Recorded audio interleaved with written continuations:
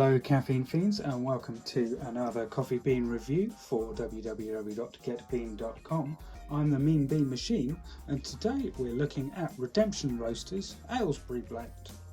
Now, this particular blend is a blend of beans from Brazil, Honduras and Uganda, so you've got that kind of South American, Central American and African mix, which should produce kind of an interesting variety of flavours.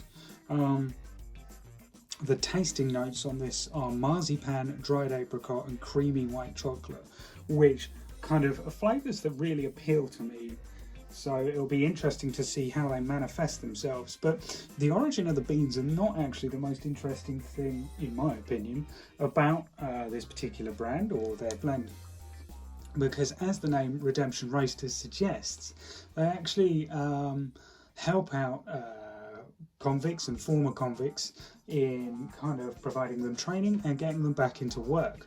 So Redemption Roasters actually works with the Ministry of Justice and works in prisons, training convicts for life outside of prison. 50% of ex-convicts struggle to find work and kind of re-offend if they aren't in work. So those rates are quite high because of the limited employment options. So what Redemption Roasters do is offer training in certain prisons and then try and help their graduates, as they call them, back into work, either directly with themselves or helping them get into the hospitality industry afterwards.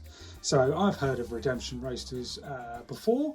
I've walked past their shop in King's Cross quite a few times, never been in because there's a lot of nice coffee shops in the area, so I've never fully committed, but I thought I'd give them a go because I kind of like that ethical side to it, and I've never tried their coffee.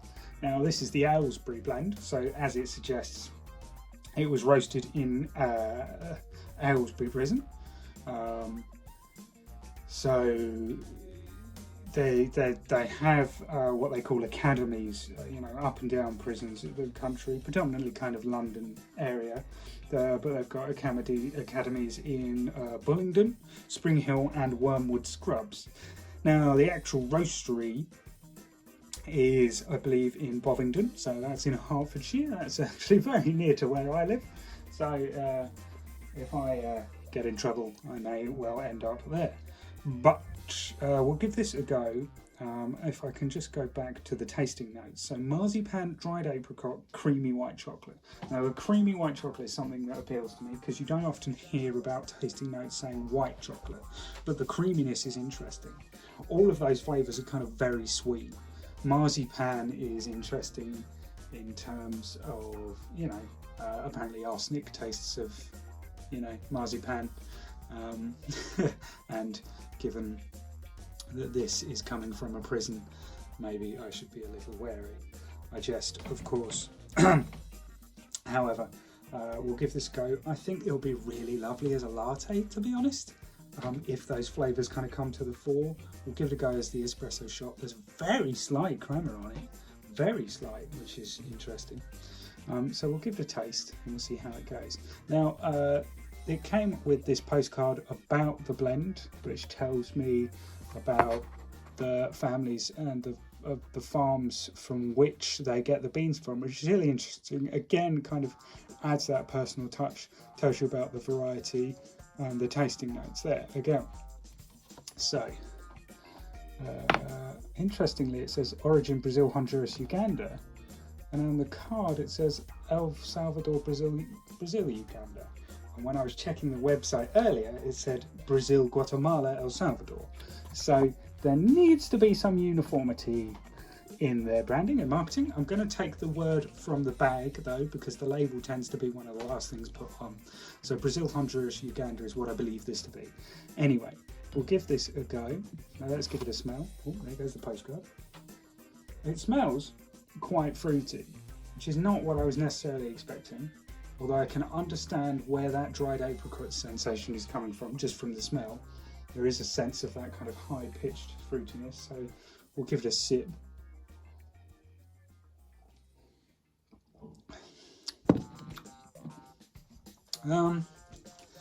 Yes, not massively sweet. Weirdly enough, I can see where the white chocolate comes from. I'm not getting the creaminess in this kind of espresso setup. So, that's not coming through greatly. But the apricot and the white chocolate there, the white chocolate is very, very mild. It's just that kind of waxiness that sits on the end of the tongue. And I don't mean that in a negative. It's that kind of half creamy, half waxy sensation that you get from white chocolate. And it's quite pleasant. It's quite a pleasant espresso, but it's not very strong. And I really think actually, and what I'm hoping is that the creaminess of the milk brings out the creaminess of the blend, and really kind of plays up those flavours. So we'll put in some oat milk, see how it works as a latte, and see how that goes.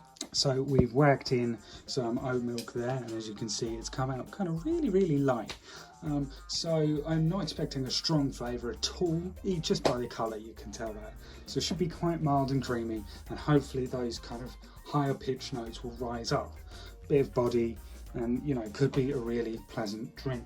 Now this cost me £9 for 250 grams. You can go on the website for Redemption Roasters and buy directly through them, and they offer kind of pre-ground or beans. I bought them just as the beans, so it's £9 for 250 grams or £33 for a kilogram.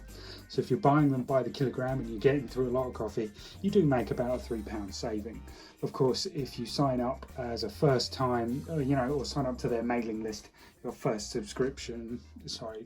sign up to as a subscriber on their mailing list, your first order is 10% off. So you can kind of save a bit of money that way. So yes, I bought that. What I do like about their site is they split their coffee blends into, you can go into espresso or filter, which not a lot of sites just kind of say these are the beans, buy what you like. But they kind of split it into categories, kind of going, this is good for espresso, this is good for filter. Me being a big espresso fan, I went straight there, looked at this, saw, marzipan and white chocolate, and was like, sold, I'm trying that. So, I think they've got that down. Like I say, they need to get the uniformity of their names and blends a bit more in line. But we'll give this a go, this medium roast a go, and see how it works as a latte.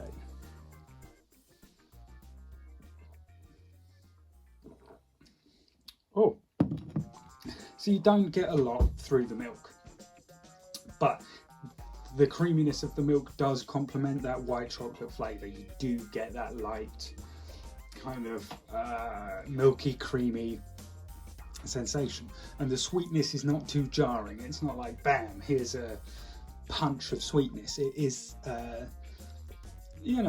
it's subtly there. It's a very nice, subtle coffee. You could drink that all day and probably feel like you've been drinking a milky drink more than coffee all day. So it's not really strong and, bold, but it is a lovely coffee. Really enjoyable to my personal palate, at least. Because I like that sweetness, but I don't need to be reminded how, of something sugary when I'm drinking coffee.